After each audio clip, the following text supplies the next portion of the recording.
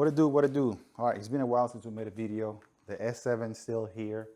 It's a little bit more powerful. The last time we made a video, we was installing this beautiful set of turbos in here, the SRM 850 plus 4. We still going through the tuning process, currently making around 630 horsepower to the wheels. So before we push it a little further, we have to change those spark plugs so we can see what we can do past 30 PSI. So since we did that video last time, we got a couple of things in the car or on the car. We got new exhaust, sounds beautiful. But today, since like I said, we're doing spark plugs, so I'll show you little by little how do you do the spark plugs on an Audi twin turbo V8. I'm gonna cut through a bunch of process because it's gonna take a little bit of time. There's some things that we gotta remove out of the way. What I'm gonna do, I'm gonna show you little by little the things that you need to remove very carefully. It's a lot of wiring. Just remember, you're gonna unplug a lot of things.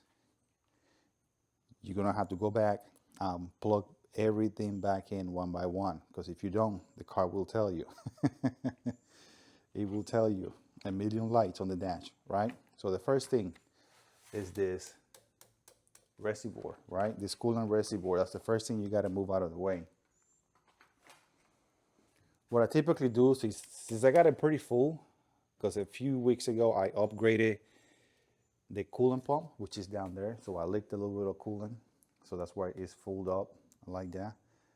Usually I picked it up, move it out of the way so you can get access to the driver's side spark plugs, which is down here. So typically what I do, I zip tie these hoses out of the way.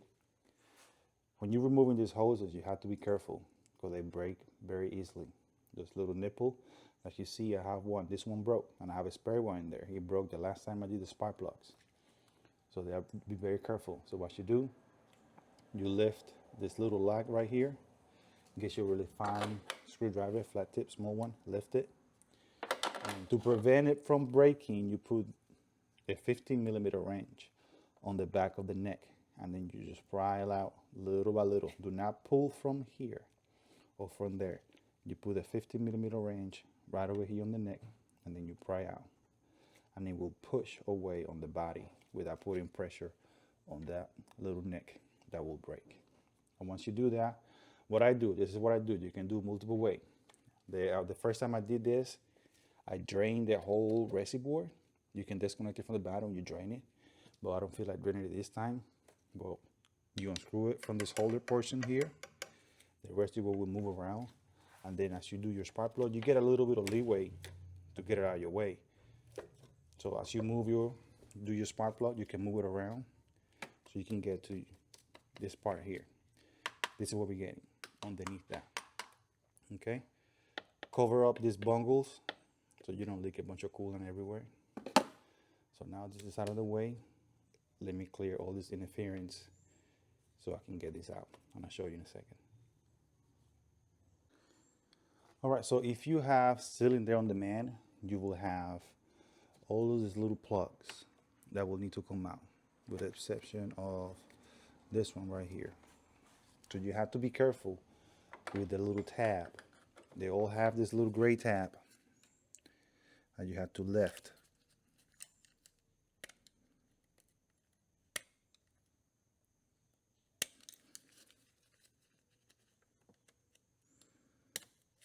You lift the little gray tab, thing comes out. Your fuel pump, disconnect your fuel pump. Right, so over here, you will have your O2 sensors. They will be sitting somewhat like that. They need to come out, they just slide out.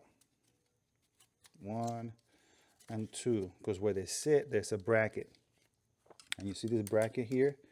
This bracket comes out, and under that bracket, right here, you will have a 10mm bolt that's holding this whole thing to the side of the engine. But first, be patient and be careful. Remove your pins for your cylinder on demand. That's one, that's two. There's one more right here under the wastegate. Now, this is a little tricky for me because this wastegate that I have right now, they are aftermarket wastegate. So they are slightly bigger than factory. So they stick out more towards the back bar. So that's why I'm having a hard time right now getting to this pin right here that I gotta lift. There you go. Lift it up, unplug. The same thing on the bottom.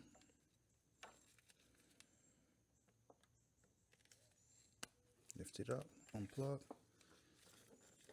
This one is off, lift it up, unplug. 1, 2, 3, 3, 2, 4. There's one more right here.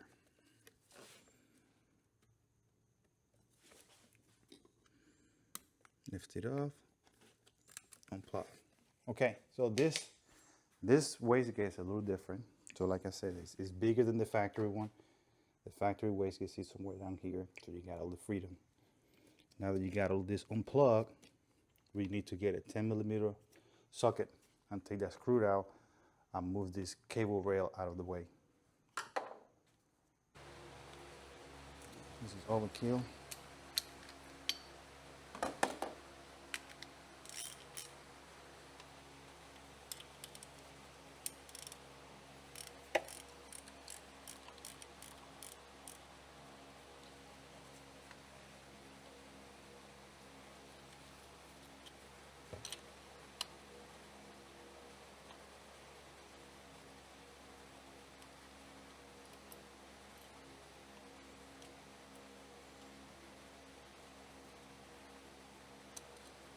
All right, this is out. I will give you some room to pull this out. So I will show you how much room you really have to work. It's not a lot. You have to make sure that all your cables are unplugged. So at this point, I'm gonna go ahead, before I pull this cable rail out, I will go ahead and disconnect the spark plugs.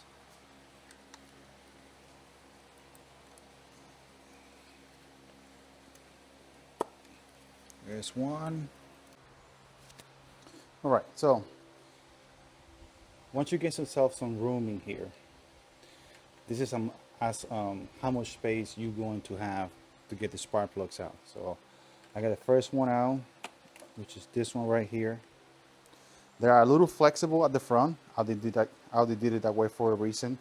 Some of them in some vehicle, this is straight solid. So they knew packaging is tight, so they made this flexible. So you have a little bit of room, right? Obviously, you don't want to bend this, at a 90 degree, but just enough to maneuver around the cylinder. All right, now it's time to get that spark plug out. We already got this prep. So for this car, you will need a very, very slim spark plug socket. It's a 16mm. I got this from Amazon for like 12 bucks.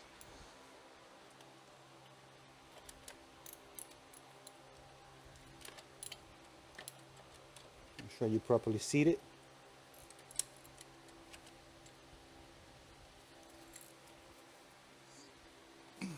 Put some torque on it the last time. There you go.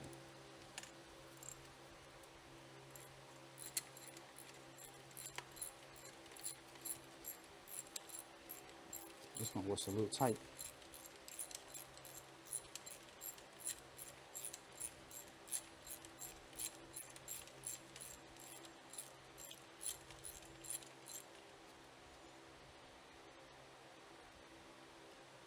Nope, still got some more. Yeah, these spark plugs are pretty long.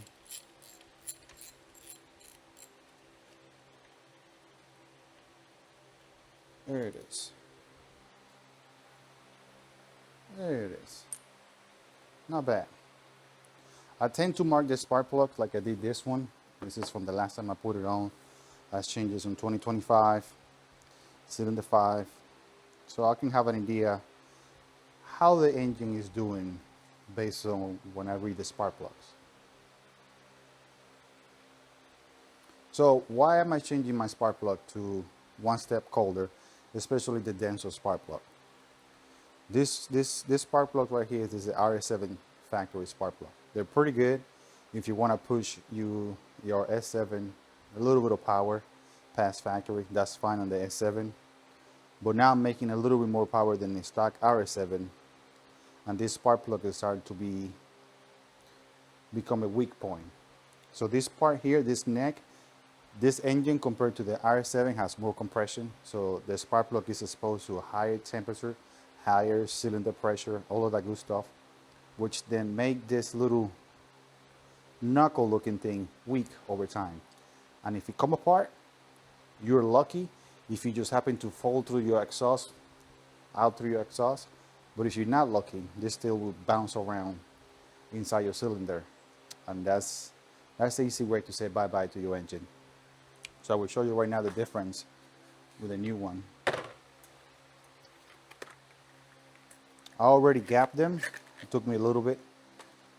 So this is the difference between them. See, this little nipple here is more likely either if you run too much pressure on your engine, you're probably going to burn this off versus snapping this. This is easier to come out of your exhaust versus this big thing that can bounce around. And that's where you're starting to become a risk. And yeah, here we go. First one going in. All right, so when you are installing your spark plugs, make sure you are true in there, true and square. Take my tension out just so I can get a better angle. And start it by hand as far as you can, all the way down. This is the one thing you do not want to cross thread. Don't ask me how I know. No matter what engine you're working on, you want to start your spark plugs by hand, all the way down.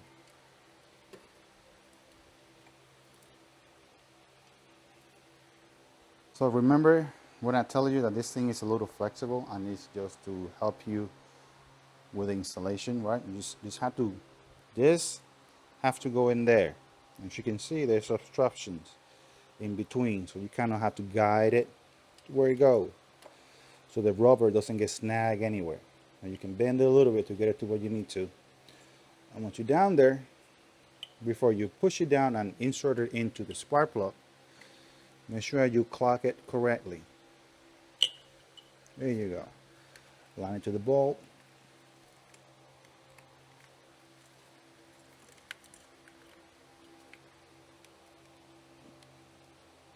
And this one's done.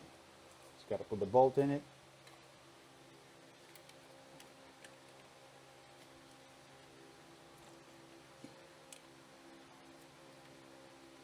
Be careful with the bolt. It's really long. And if you lose it down, you got to find it.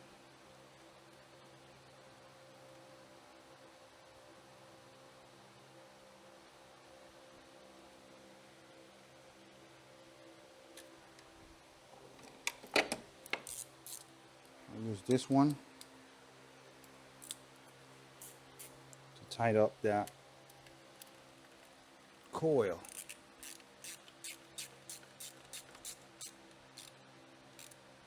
All right, so cylinder 5 is done. So you repeat the same thing over and over and over on the driver's side. This is the hardest side. If you're able to do all the stuff I did, move the cables out of the way, make some room, you'll be able to do this. That side there is easier. It's cake. Just gotta take the filter out. Okay, so I'll be back. Let me finish this out and I'll catch up when I'm done with this side. Right, so I am done. I'm not recording. All right, so I am done with the driver's side. Right, as you can see, make sure you go back and look at all your cabling. Make sure you don't forget any plug. Because like I mentioned earlier, if you forget one of these plugs and you try to start the car will tell you, right? So you notice this one, I have this one unplugged, just because the last time I did spark plugs, this clip broke, so it no longer locks in place. It goes in but it doesn't lock because it's broken. So I leave it out because before I'm done, I will swap it out because I got a new plug that I ordered. I just have to de-pin that one, pin this new one in, and everything will be back to normal. Reason why I changed is this car get pretty hot. And that's the main reason why I did this. So this alleviates some of this heat that built up in here. And as you can see, Audi built a lot of plastic parts. Plastic parts that over time, clips start failing if you don't control the heat. If you drive the car normal and you don't modify it, this is probably not a big deal. But obviously I have a lot of modifications. So I push the car a little harder than what my grandma would. So I need to control the heat a little bit. With this in here, it's amazing. All the heat comes out. But anyway, put all your pins back together, all your plugs. I gotta put a 10mm bolt in there, which is right here. It's in there.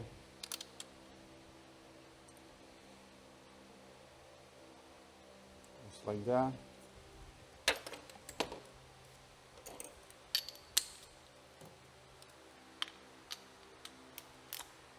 If you don't have one of those, get it on Amazon. It's like 50 bucks, not even that. I forgot how much I paid for it. It was pretty cheap. You got everything you will need in there. This thing doesn't need to get torqued too hard.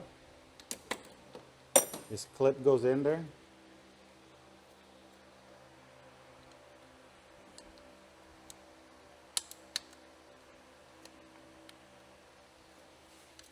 Just like that. It clips in there just like that. Slide your O2 sensors back in place. One there. One here. This cable goes in there. I will de-pin it and swap it out in a minute. Now I'm going to relocate back my coolant reservoir. It's patiently waiting.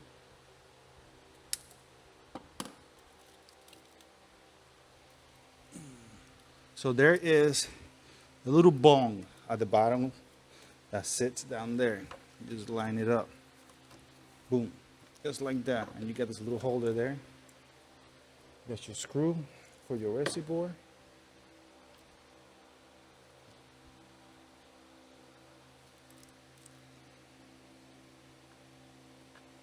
Hold down.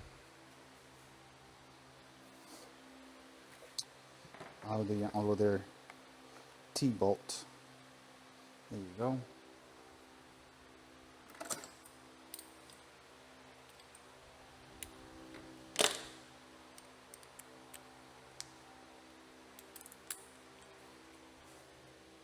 You have to put a little bit of pressure to get it started.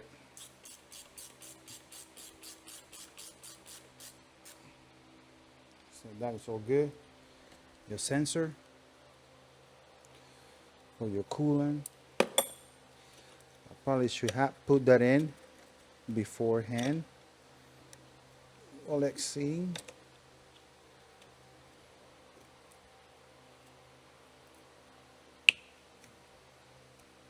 There you go. Clip in there.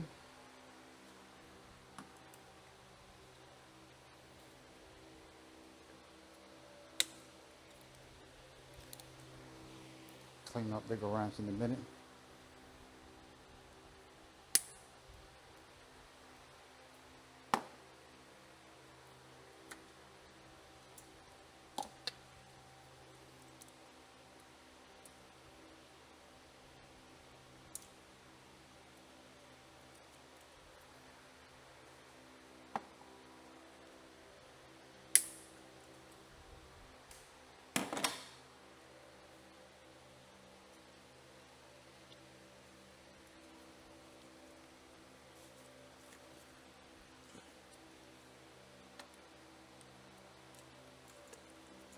This hose goes before this pin. This little hose goes in there. This one goes in here. Right there.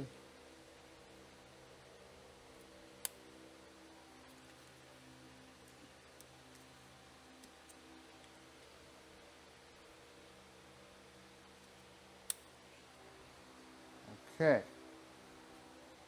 Flip this back.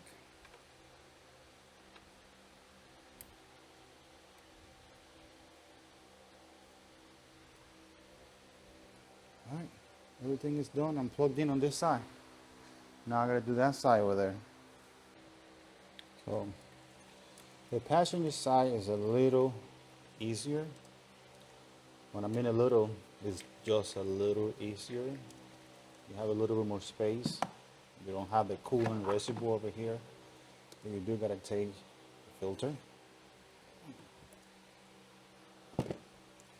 This extension right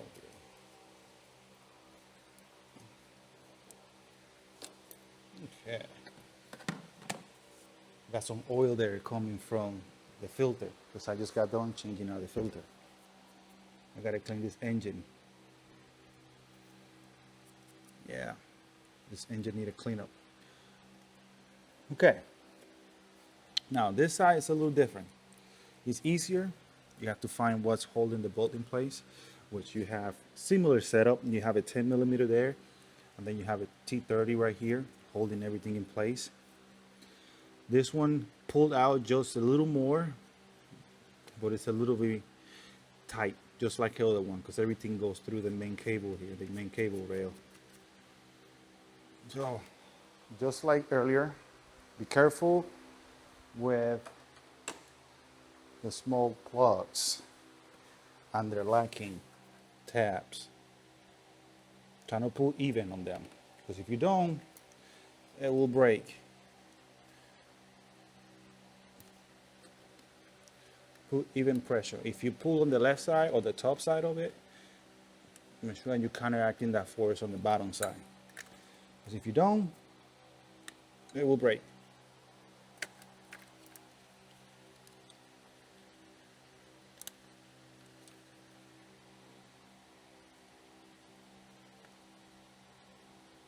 It's kind of tight. Let's not force it.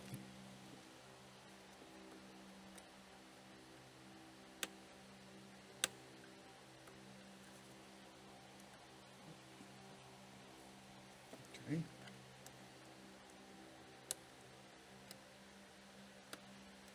Okay.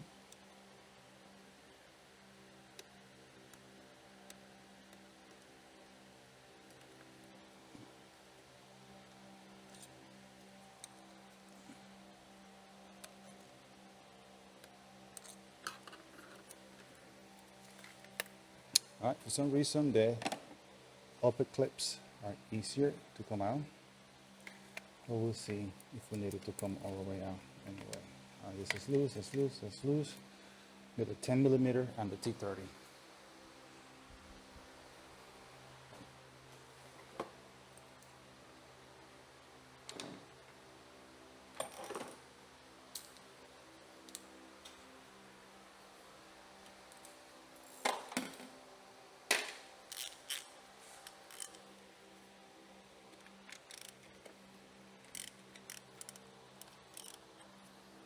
Just remember, this one has a ground to it.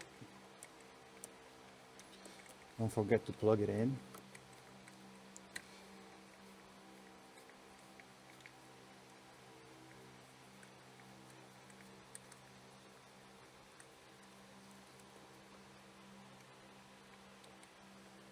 Okay.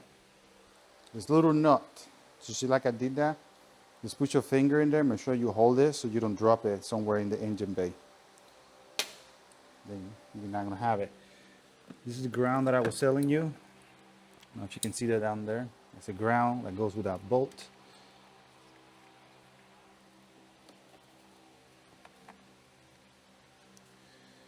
Looks like it's something else in this one.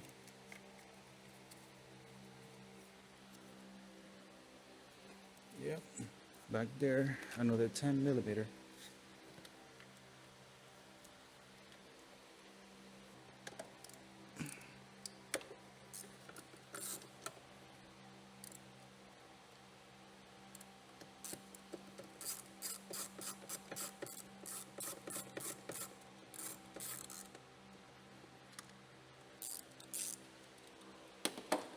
Get a magnet for that one.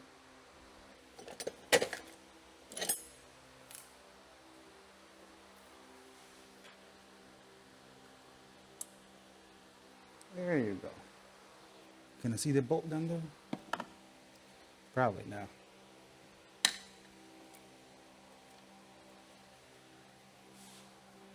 All right, so here's where I might be a little different in your car, because as you can see, I'm running different fuel lines because I'm running E85.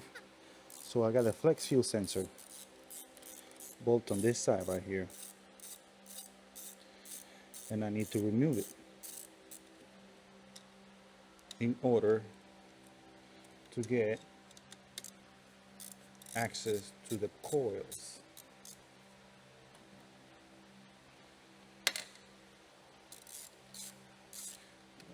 And hopefully, without disconnecting any fuel line, hopefully I can have some room.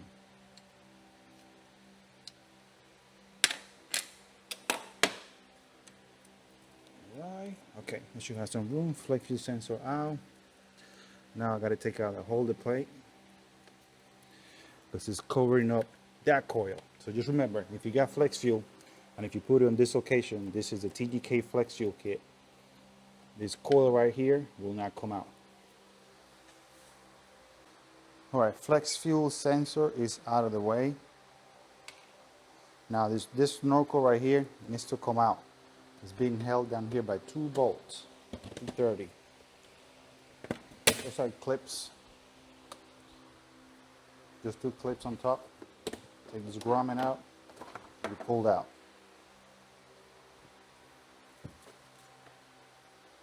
Down here, there is a T30 to remove the snorkel.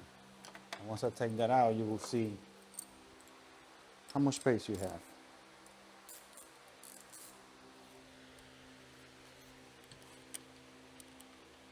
Nope, not T30.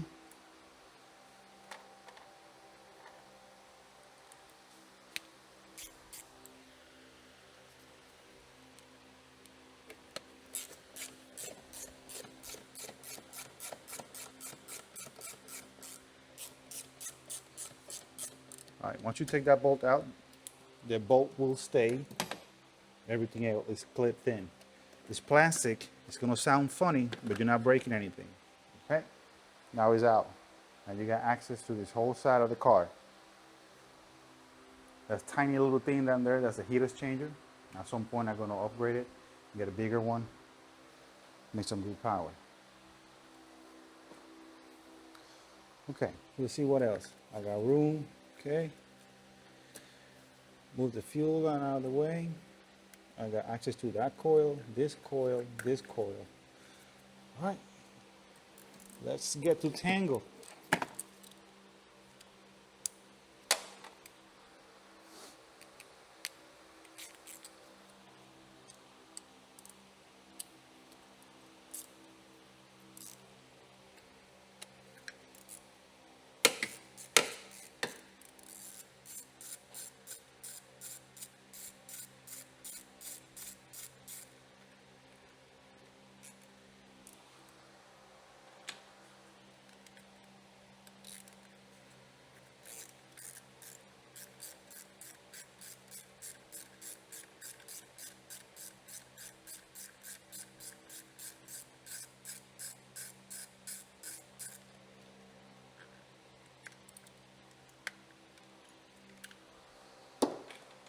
Ouch.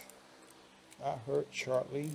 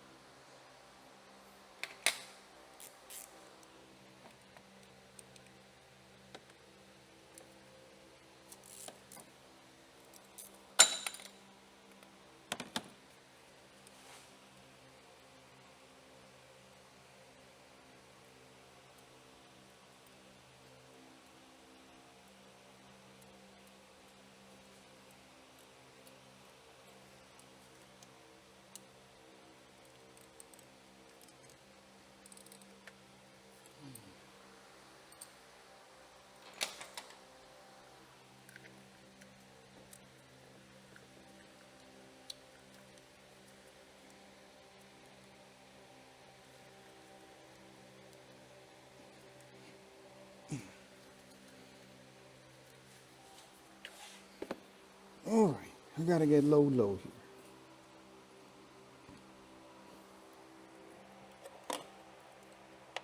Sometimes you need a little bit of extra force in these pins because they get hard to pull down. If you pull it with something, make sure it's like a little extension like this, so you can put force on a larger surface area. You can pull it out.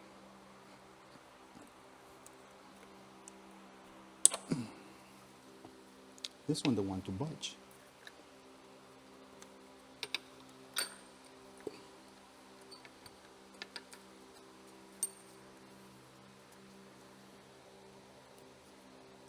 Push it in. All right. Last resort, the screwdriver method.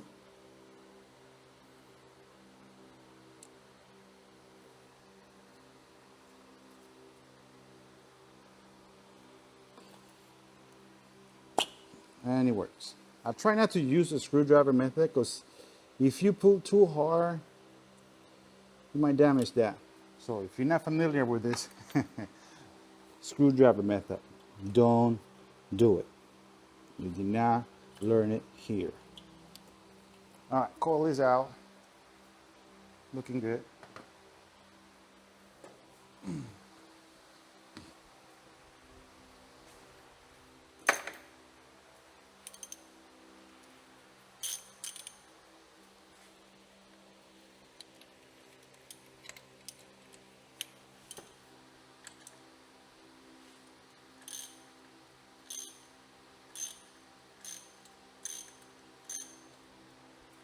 If you don't spark plug before, as you're taking it out, they get a little tight and then they get loose because they get carbon, stuff like that.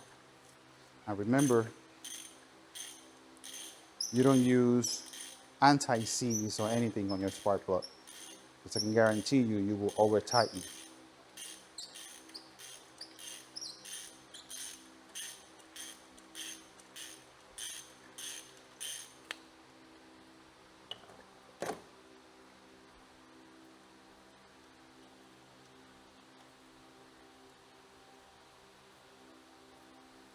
The only downside about these tools that I got from Amazon, that they are black. As you can see, there's a lot of black plastic parts in this car. Sometimes you lose them and they're staring at you.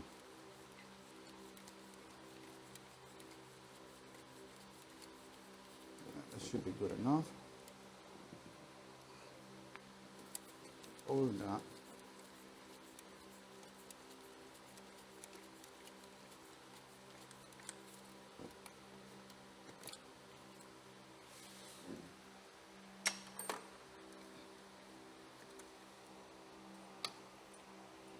There it is.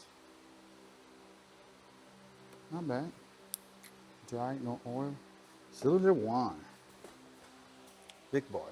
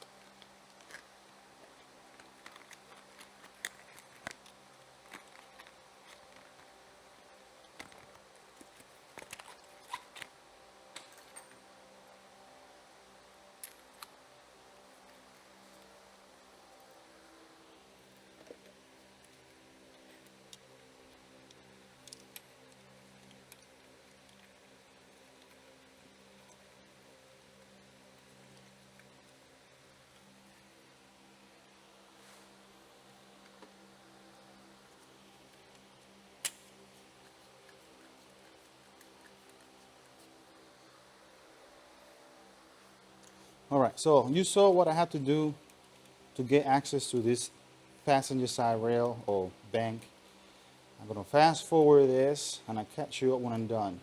So just a recap, once you pull this out on this side, you get a lot of space to finagle, move things around. If you're not modified, you're probably gonna have the factory air box, but it's easy to remove. It's literally just come here, factory connection, undo your hoses. It sit right here in this 3 prong. disconnect it, pull it out. All right, see you in a minute. All right, so I got all the coils replaced on the passenger side. Now it's time to go back and plug in all your little sensors that you unplugged earlier. The turbo temp sensor, sitting there on the man. It's very important.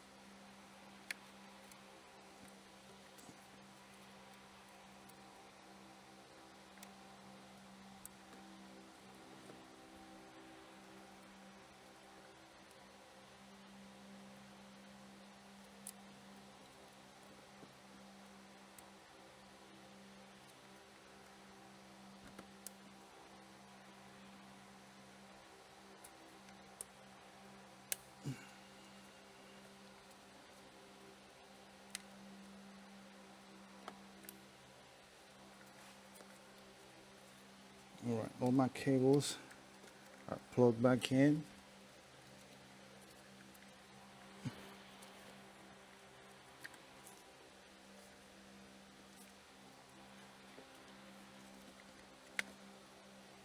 Yeah, missing this spark plug right here. There you go.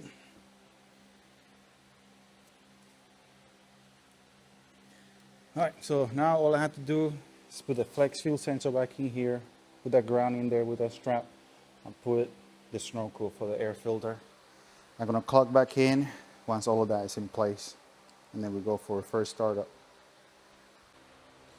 All right, so before I give it a start, swapping over the cables from the high pressure fuel pump.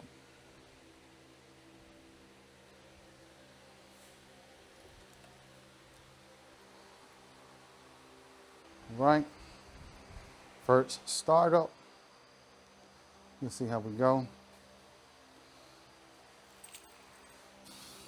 All right, let me turn on the ignition first. Let's see if the car complain about anything.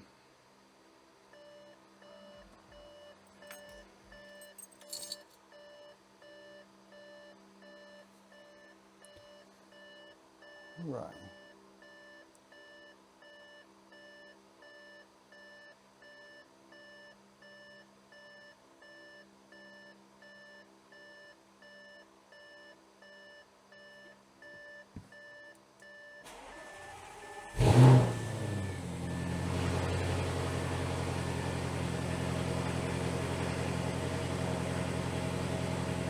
Okay.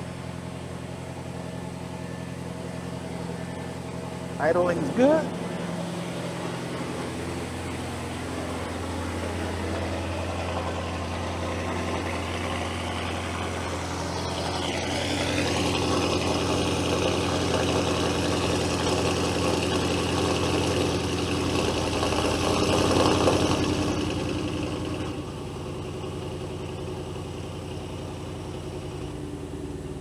Man, that exhaust sounds good. All right. No check engine light, but in this car, not everything trigger a check engine light. All right, so let me do a check. Make sure there's no check for vac, 0 check engine light, 0 Audi code. All right, so look like we did everything good.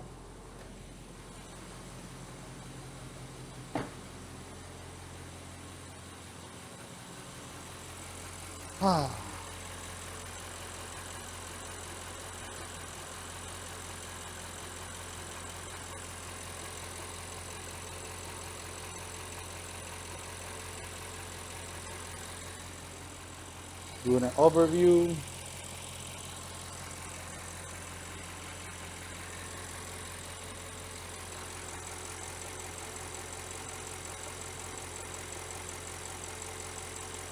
Car feels good. So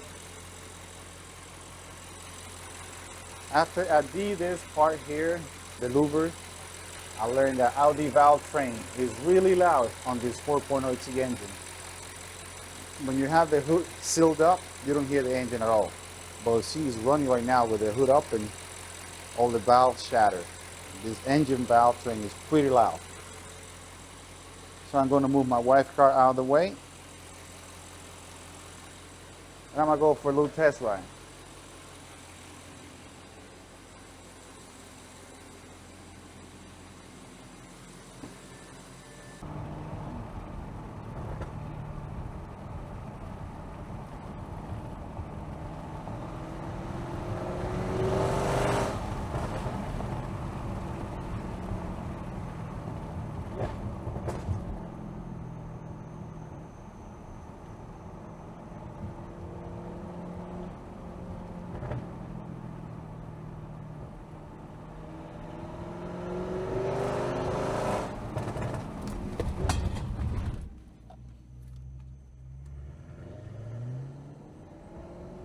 Ooh.